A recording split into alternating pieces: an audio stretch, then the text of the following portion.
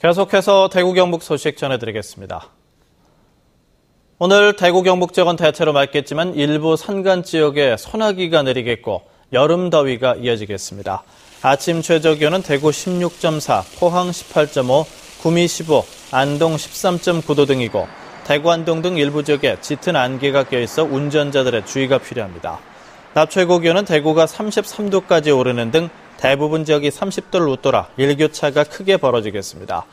황사가 유입되면서 내일까지 미세먼지 농도가 다소 높게 나타나겠고 대기도 점차 건조해지고 있습니다.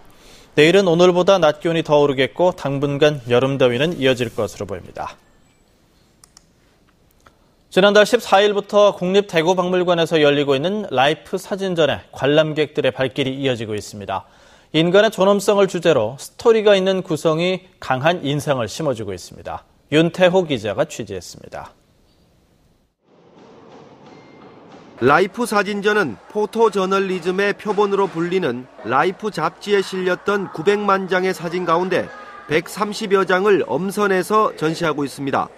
인간과 역사적 순간, 우리의 삶, 짧은 입맞춤의 시간 등 4개의 섹션으로 나눠져 있는데 다른 사진전과 달리 인간을 중심 테마로 잡고 있습니다. 저희 전시가 작품들이 전체적으로 다 유기적으로 연결이 돼 있어요. 그러니까 한 작품 한 작품씩에 대한 설명보다는 히틀러와 처칠의 관계 속에서 그 두 사람을 보여주는 방식, 또 간디와 체 게바라는 어떤 저항의 상징의 인물들 두 사람을 같이 보여주는 방식. 지난달 15일 개막 이후 40일 동안 누적 관람객 2만 5천여 명을 기록해 하루 평균 500명 이상이 다녀갔습니다. 지난해 내셔널 지오그래픽전과 비교하면 같은 기간 동안 30% 관람객이 더 많은 건데 세월호 참사 여파로 중고등학생 단체 관람이 거의 없다는 점을 감안하면 주목할 만한 성과입니다. 보고 온 친구들이 1시간 반 정도 걸리고 비용도 싼 편은 아닌데 그만한 가치가 있다고 다 추천해서 저희도 보러 왔어요. SNS 등을 통해 홍보가 되면서 대구 인근의 다른 지역 사람들도 전시장을 찾고 있습니다.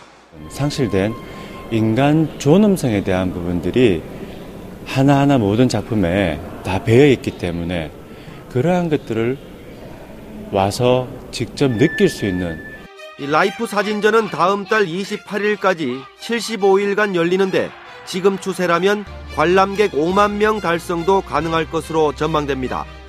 MBC 뉴스 윤태호입니다. 양잠도시로 명성을 날리던 상주에서 뽕나무 열매인 오디가 새로운 효자 품목으로 자리매김하고 있습니다. 오디가 최근 대표적 블랙푸드, 기능성 웰빙 식품으로 인기를 끌고 있기 때문입니다. 이정희 기자가 보도합니다. 올해 5년생 뽕나무 단지. 무성한 잎 사이로 새카맣게 익은 오디가 주렁주렁 달려 있습니다. 노부부는 뙤약볕도 아랑곳하지 않고 오디 수확에 여념이 없습니다.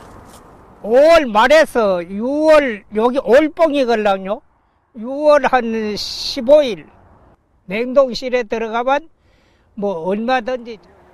오디는 생장이 빠른 데다 수확 시기도 20여일 정도로 짧고 농약도 거의 치지 않아 고령 농가에서도 비교적 손쉽게 재배할 수 있습니다. 일손이 적게 들고 그나마 관리가 쉽고 병해충이 많지 않기 때문에 아주 적합한. 현재 상주 지역에서는 120농가가 52헥타의 재배단지에서 오디를 생산하고 있습니다. 생산된 오디는 생과 형태로 킬로그램당 10,000원에 판매되고 있습니다.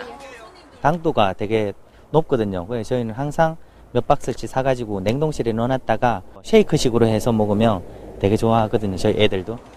최근에는 기능성 웰빙 식품으로 각광받으면서 주스나 청, 퓨레, 식초 같은 가공 제품도 큰 인기입니다.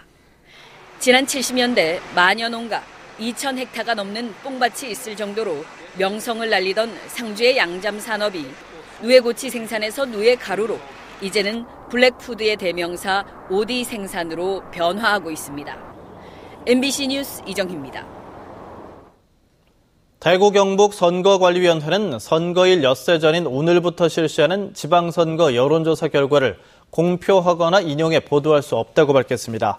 공직선거법은 선거일 6일 전부터 선거일 투표 마감 시각까지 정당 지지도나 당선자를 예상케 하는 여론조사와 모의투표, 인기투표 등을 포함해 그 경위와 결과를 공표하거나 이를 인용해 보도할 수 없도록 하고 있습니다.